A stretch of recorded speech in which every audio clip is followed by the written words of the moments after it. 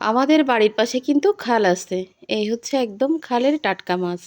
আসলে দেখলেই কিনতে ইচ্ছা করে আর কিনলেই শুধু রান্না করে খেতে ইচ্ছা করে। কিন্তু কুটতে গেলে যে জীবন শেষ হয়ে যায়, এই কথাটা মনে পড়লে কিন্তু আমি এই গুঁড়োগাড়া মাছ কিনতেই চাই না। তারপরও তো অনেক দিন পরে আজকে কিনলাম বাইন মাছ।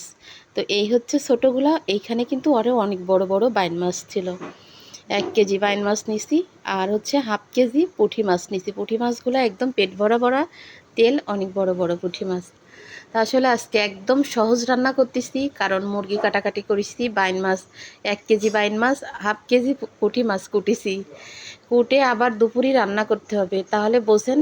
যেহেতু শুক্রবারে তো অনেক বেশি ঝামেলা থাকে, তবে আজকে মানুষ হচ্ছে আমরা 2 জন, একদম এই অল্প একটু তরকারি রান্না করেছি। আর রাতে হচ্ছে দাওয়াত আছে বোনের বাসায়, দুপুরেও ছিল, কিন্তু এই মাছ কাটাকাটির জন্য কিন্তু আর যাওয়া হয়নি।